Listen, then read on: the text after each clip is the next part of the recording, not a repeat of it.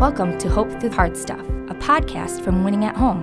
Please welcome your host, speaker, and award-winning author, Steve Norman. Well, welcome back to Hope Through Hard Stuff. My name is Steve Norman, and I'm so glad to have as our guest today, Becky Attard. Becky has been a dear friend of Kelly and mine for coming up on 20 years now. I initially met Becky when she was a group fitness instructor in Southeast Michigan. She was also group fitness director, so she was my boss for a run. She is a cancer survivor and a member of the Attard group, a realty group in Southeast Michigan. Becky, thank you so much for joining us today. Oh my gosh, thank you so much, Steve. I'm so happy to be here. Becky, it was so wild when we were talking before the call started. We've been like running each other's circles for coming up on 20 years now, which is just sounds like it's really wild to think about. 20 years. So you actually remember you knew Fred before you knew me, right? Yeah. Because you started teaching at Lifetime together and then I came along. But yeah, it's been 2 decades plus, which is wild. So one of the things I love about you and Fred is that you have both been people who have inspired me to be somebody who can say, I need help if I'm stuck. So there was a time, I think there was like 15 years ago when I didn't know what was happening, but I was working out at the club where you and I taught. I was getting ready to teach a class and my lung literally collapsed. And I'm sitting there in the locker room. I have no idea what's going on. And Fred comes in, he goes, "Are you okay?" And I was like, "I'm going to be fine." And I go, "Give me 5 minutes. If I'm not fine in 5 minutes, you can call for help." And the thing I love about Fred is he waited for 2 minutes and then he called an ambulance. So I love and I ended up being fine. But what I love about Fred is he's just looking out for you, right? And he says, if you're in trouble, just say so, and then you can get the help that you need. So I totally forgot about your lung collapsing. Like that was just a wild thing that happened. My goodness. Yeah. But you've had some wild things that have happened too. So you have had a journey with breast cancer, and it seems like the longer I live, the more I run into people who have been affected by this issue, whether it's directly or indirectly. Tell our audience a bit about your journey and how this just threw you for a major curveball. Yeah. So 1 in 8 women will be diagnosed with breast cancer at some point in their life. 1 in 8. And the funny thing is you talking about your lung collapsing, like one day at the gym, that's how I felt when my tumor showed up. So go back to March of 2020, and that is when COVID was sweeping the planet. At that time, I was working full-time in the fitness industry. Fred was full-time in the restaurant industry. So restaurants and fitness, I mean, we were home. We were on lockdown, home with our kids, attempting to homeschool. So March, April, and then May came. And I was in the shower, and all of a sudden I felt this very large, hard lump protruding from my chest. And it's so funny because so many people were like, "Oh my gosh, the mammogram showed it," or, "How did you find it?" And I was like, "You guys, you don't understand. Have you ever woke up in the morning and you all of a sudden have a huge zit on your face? And you're like, wait, that wasn't there yesterday. That was my tumor. It came out of nowhere." So a couple weeks went by and I was like, you know what, this is, and I remember showing Fred, and Fred was like, just wait a couple days, see what happens. And then I was working out and I was like, wait a minute. Like I initially thought like I ripped my chest muscle somehow. I was doing push-ups and I was like, if I rip my chest muscle or damaged myself in some way, I wouldn't be able to do these push-ups. And that's when I made the appointment and went in, they did an ultrasound mammogram, and they wanted to biopsy me right then. And mind you, this was June of 2020. So Fred was not allowed to come with me, right? I mean, this was like COVID, like panic, right? You weren't allowed to take anybody with you to the doctor. And they're like, "We need to biopsy you." And I remember sitting on the table and I physically like couldn't speak. Like I was paralyzed when the doctor came in because I could tell in the look in her eye. And I was like, "You guys, I need a couple days to process this." And they're like, "Okay, come back in 2 days. We'll do a biopsy." And I ran out of the doctors, ripped my mask off, right? And I was like just hysterical. And I called Fred and I called my sister, and I was driving on the way home, and I called my sister, and I was like almost like screaming, I almost had to pull over because I was crying so hard. And I was like, Beth, it's bad. I could tell the look in the doctor's eye. Like, I know that this is bad. And my sister, very calmly, she said, Becky, stop. She said, you have to understand the Bible is very clear that in this world we will have trouble. Leave it to my sister, right, to tell me the truth. And that was like one of the first like big things of like acceptance, right? Of like, okay, this is real. And Steve, you've talked about it in some of your sermons, like trouble, like it's not a joke. It's written right there. It's very true. And we will have trouble. And so from there, obviously did the biopsy, got the call on June 23rd. You have breast cancer. And then you go on the attack, right? The gene test, the setting up the appointment with the plastic surgeon, doing the MRI. And the day of the MRI, I went in and the nurses could probably tell I was very nervous for the whole thing. But I was nervous because, right, in an MRI, you're like in this like tube and you can't move. And so I'm face down. And when you're face down in the breast MRI, there's a mirror. And so you look down at the mirror and it allows you to look out in the room to like help with claustrophobia. And the nurse could see that I was freaking out. And she actually stayed with me in the room and she held my hand, believe it or not. And she like leaned over the table, like to hold my hand. And she had a necklace on. And at the end of the necklace was a cross. So the entire 25-minute MRI where you like can't move, right? Like an inch, like you have to totally be still. I was like freaking out.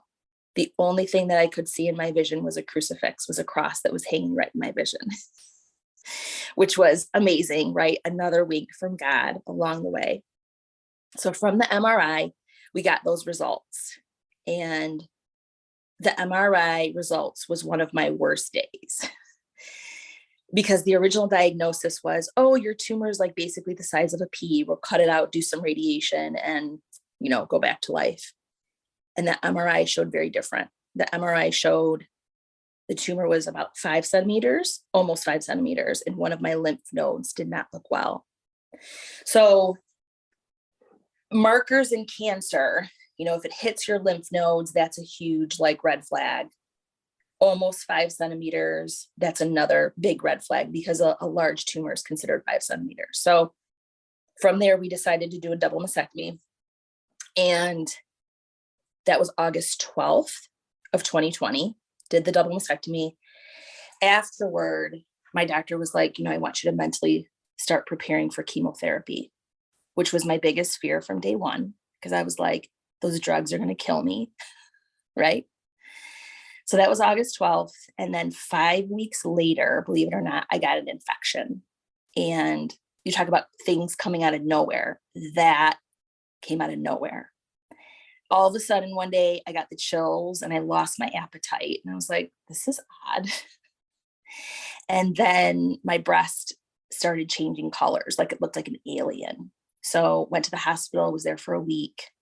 And they gave me such powerful antibiotics that they had to test my blood every single day to make sure that my organs were not shutting down. Because I asked the head of infectious disease, I was like, why are you taking my blood every day? Like, I hate needles. She's like, well, we need to make sure your organs aren't shutting down. And I was like, awesome. So had another surgery while I was there. So that was surgery number 2. And then we moved into chemotherapy.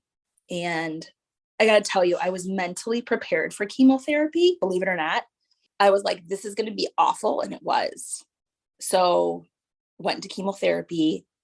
Round 2 of chemotherapy, right before round 2, my husband didn't feel good. And I was like, I'm in the middle of chemotherapy right now and you don't feel good, right? So I was like, go take a nap. So he went and took a nap, which was odd. I was like, oh, something's wrong. So got COVID. So I'm in the middle of chemotherapy and had COVID at the same time, which was awesome. So got through that, came out of that, and then went into radiation. And I was not mentally prepared for radiation. I thought it was going to be a breeze, and it was awful. The thing that really got me in radiation was I had to hold my breath. And holding my breath for me and not being able to breathe is like a big trigger, right? Like I don't like to feel like I can't breathe or I'm suffocating. So I had this thing in my mouth, like think of like a snorkel. So like a thing in my mouth, a clamp on my nose, and I had to hold my breath for 15 seconds about 15 times each radiation session. So if I just had to like lay there on the table and be like zapped, it would have been okay. But like every radiation session, I was like, I'm going to die. I'm suffocating. And the doctor actually came in after like the third session. He was like, Becky, you're not going to suffocate. I go, but I really feel like I'm going to. So radiation ended. And then I had another breast reconstruction surgery, fat grafting, which everyone's fascinated with, where he basically took fat from my stomach and pumped it into my breasts, which everyone was like, I'll donate fat to you. So that was hilarious. And then after that surgery, believe it or not, that was in April of 2021. And then believe it or not, my mom's breast cancer came back in June of 2021. So my poor father, like his youngest daughter, like is just finishing up, like just this terrible cancer journey. And his wife has breast cancer for the second time in June of 2021. So that was a kind of a big blow. That was a huge setback emotionally for me. And then September of 2021 was my final breast surgery. And my mom actually had a single mastectomy in September of 2021. And then it was over. And I can honestly tell you, like, people talk about, going through hard things. And I can tell you, like, it took everything I had to get through that. And it's funny because so many people tell me, like, I've heard it over and over again. They're like, oh, Becky, you handled it so well and you blew through that. And I'm like, am I a good actress? Like maybe I should be an actress because it was ugly, I mean, there were so many times. I remember after the MRI, Gina Sven and I, who wrote The Color of Rain and, obviously lost her husband to cancer and her son had cancer. We spoke. It was funny because we got on the phone and we didn't know each other at all. And we just like got right into it. And it was when I had gotten my MRI results. And I remember her just telling me, she was like, Becky, she goes, there's going to be times. She goes, I can tell you have an army of people around you. She goes, but there's going to be times when it's just you and God. And of course she was right, and then she also told me too, she said, Becky, she goes, my son beat stage 4 brain cancer. She goes, if he can do that, you can do this. And I was like, yes. So, but I can tell you, well, 2 things. For 40 years, I always subscribed to you're responsible for everything in your life. Everything that you have in your life is basically a result of all the decisions that you've made and all the choices that you've made or whatever. And I can tell you that that is not true. Things happen that come out of nowhere, your lung collapsing, tumors showing up, whatever. People pass away. Like life happens and you have to learn to like adjust and adapt. I went to church with my sister a couple weeks ago and the pastor said, and this hit me hard. He said, everyone thinks, oh, this is plan B for my life. This is plan C for my life. He said, but really the whole time it's been God's plan A the whole time, And I was thinking, like, when I was thinking about mentally preparing for our talk today, like I never thought in a million years that I would, go through breast cancer or, as it's all finished, now I'm supporting other women going through cancer. Like this isn't something that you choose for your life, God chooses people and just accepting that, like, okay, this is the path that God is leading me down. And there's been so many blessings along the way as well. So, okay, tears are coming. Becky, just thank you so much for your candor and being willing to share your story. I think that having worked in the fitness industry for so long, I can see how, and again, like I was doing it part-time, like full confession, I was just doing it for the free membership, and I'm not sure that I was great at it. But you're right in that when you're running those circles, sometimes you do fall prey to a way of thinking that says, if I eat right and if I do 5 cardio and 3 strength sessions every week, bad things won't happen to me. And nobody says that out loud, but it's kind of like this underlying mentality that says, like, if I take care of my body will take care of me. And the truth is, like, we're not in control. No. Like, yes, there are variables that we can control. Yes, we should all be pushing towards a healthy life, but we're not. I think that when you get thrown for a loop like you did, we're reminded of 2 things: that we don't get to control what happens in the world. We don't always get to control what happens to our bodies. No. And B, just because we live in a broken world doesn't mean that God can't or won't be faithful to us. And when you talk about God's plan A, like, I don't believe that God sends people cancer. I believe that for some reason God allows people to be touched by cancer or other tragedies. I was talking to a group, like right before all of this happened to you. I was talking to a group of college students about, like, how does God function when it comes to healing? And we talked about a couple different ideas. Some people think, well, I got sick because something's wrong with God, or I got sick because something is wrong with me. And I prescribe to the view that says, like, no, we get afflicted by cancer or other ailments, not because something's wrong with God, or not necessarily because something is wrong with us, or not because we're being punished, but just because we live in a broken world. And I love the fact that you said, hey, yeah, we will face trouble. Jesus said it in John 16, like, in this world, you will have trouble. I think that's the understatement of the whole Bible, right? Because we're like, yep, I have trouble. I have trouble every day in different degrees and in different ways. But the next part of that verse says, but take courage, I have overcome the world. Yes.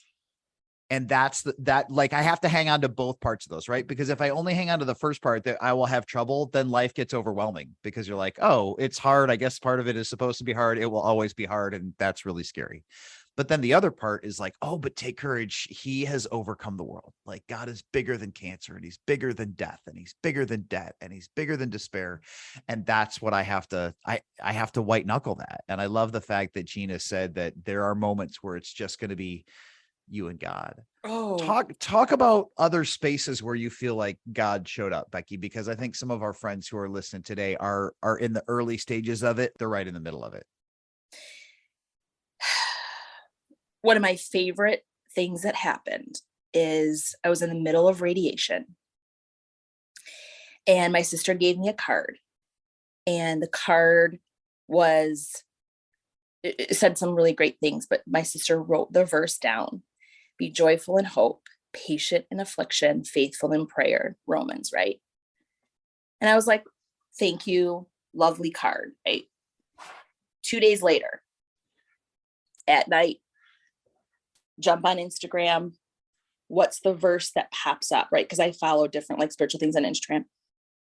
The first thing that pops up, staring me in the face: be joyful in hope, patient in affliction, faithful in prayer.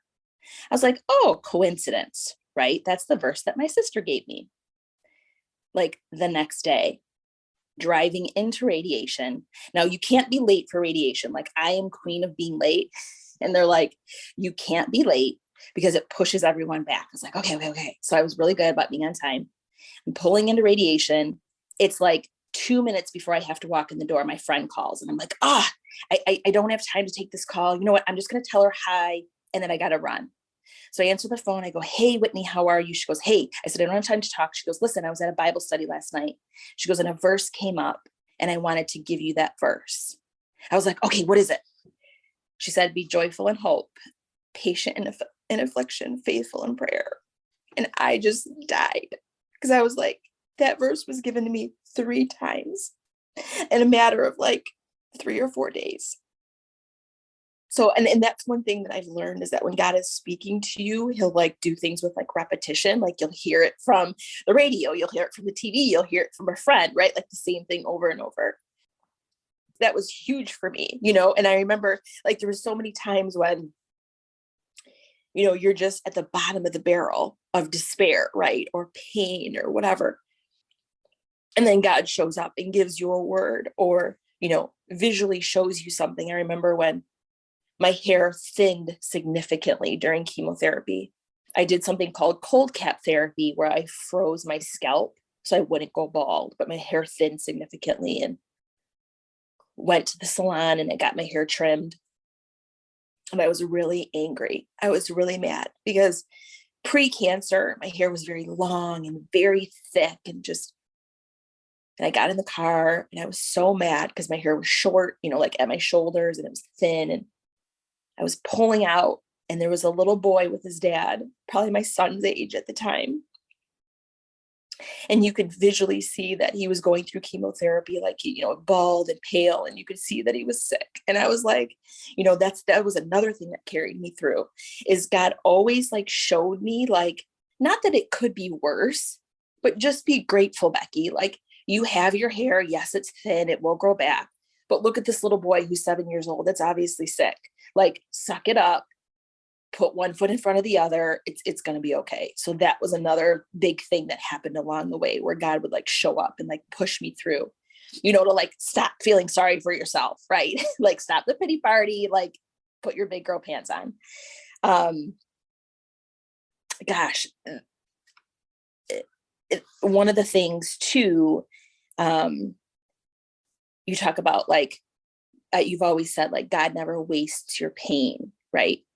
Yeah. Like, Steve, the compassion, and not that I didn't feel for people before, because I'm very emotional. Like, I feel things deeply, but like, when you go through like suffering yourself, like, when you come out on the other side of it, like the compassion that you feel for people, like, people would tell me, Fred and I always say, like, we have like this thing written on our forehead, like, tell me your life problems. Like, I feel like people always talk to Fred and I about things like pre-cancer. When people would tell me their, issues or problems or whatever, I'd be like, oh, okay. And now, like, the compassion and love that you feel for people that are going through hard times, like, it's at another level, No, Becky, it's so good to hear you say that, because like, if I look back at some of the heartache that I've had over the last 5 years, and they're not things that I ever would have chosen for myself, but you're right. It gives you a whole degree of empathy for people that you wouldn't have had before. And I'm so grateful for you telling your story, because I've always been the kind of person that's just like, oh, your life is hard. Guess what? So is everybody else's. Boo hoo. Like, get over it. And I think that sometimes, again, not to blame all of this on the lives that we lived in the studio, but people don't hire fitness instructors for their empathy. They hire them for their motivation, right? And so when your day job is to inspire people, what do we tell them? We tell them 80 times in 60 minutes, you can do hard things, like turn it up a notch, dig deeper, find your why. And the truth is that can be helpful for fitness. It's not always helpful for life's great heartaches. Right. Right. No, I know. And just some other things that happened, Lizbeth Murphy. Yeah. So Lizbeth's a fitness instructor, and she was during COVID teaching some outdoor boot camp classes. And she called me up one day and she said, a lady came up to her after class and she said, I hear Becky Attard very well.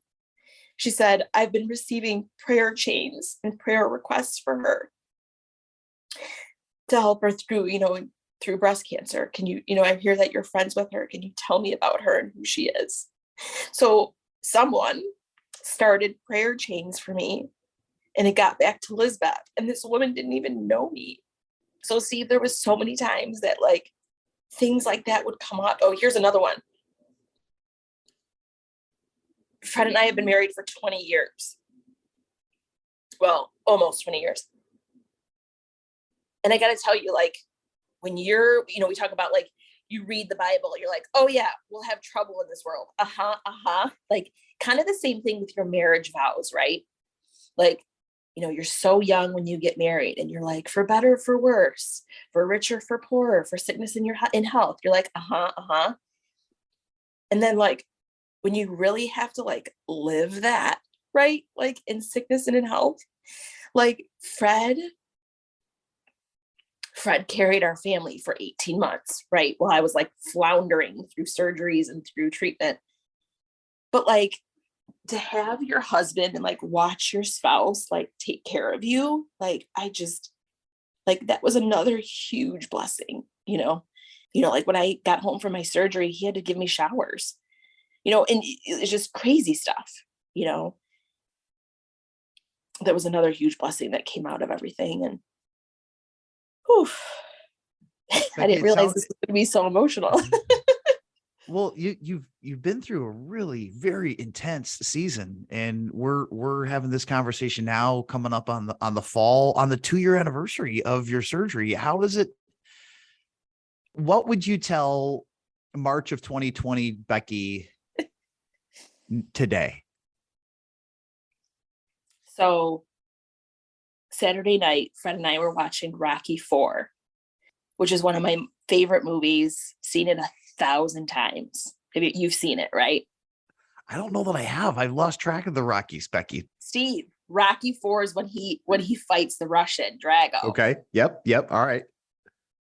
So we're watching Rocky IV. It's like midnight, right? And I'm like, why am I up right now watching this movie that I've seen 100 times?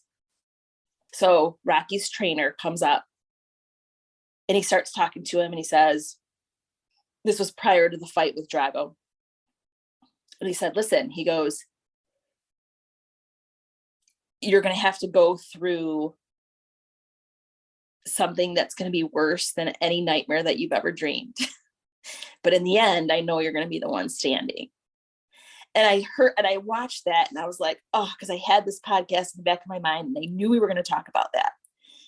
And like, I think about myself, like there's a picture of me and I used it for another podcast that I did. And there's a picture of me and I had found the tumor and I had made the appointment, but obviously I didn't know it was cancer. And I'm like, I look at that girl in that picture and I'm like, oh, she's so innocent. She has no idea what's coming. But I would tell myself like, it's going to be worse than any nightmare that you could ever dream, but in the end, God will carry you through and you're going to be okay on the other side of it.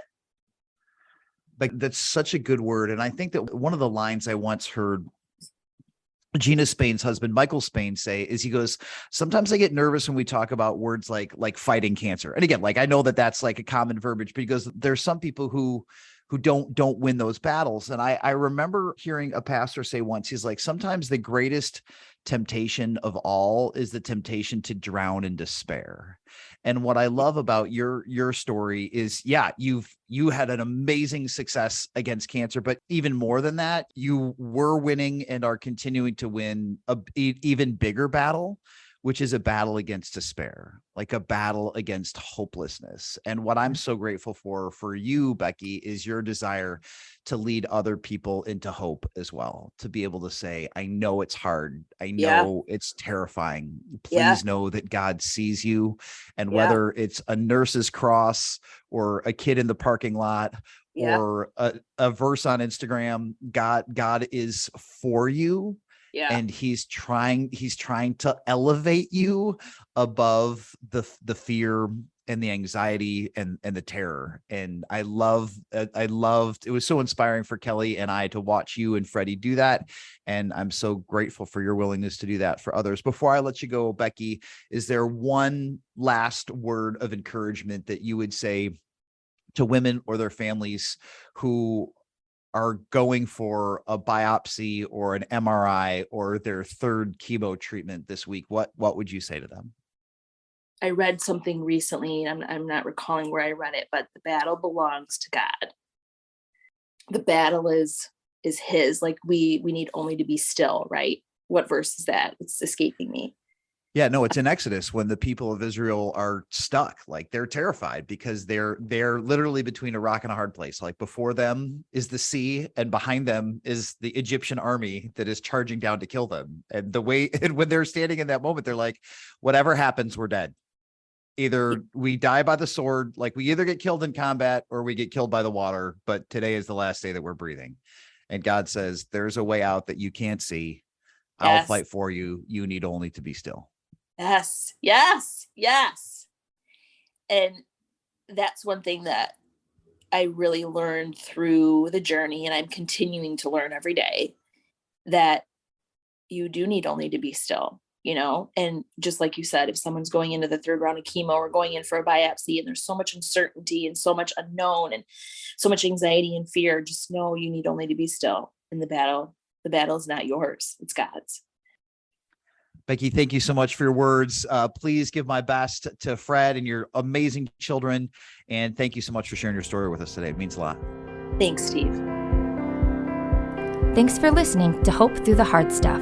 If you liked what you heard, please remember to subscribe to it, rate and review it, and then share it with others. Winning at Home offers hope through counseling and coaching, motivational speaking, community events, and other media resources. If you believe in what we do and want to support us in our mission, consider making a donation at winningathome.com.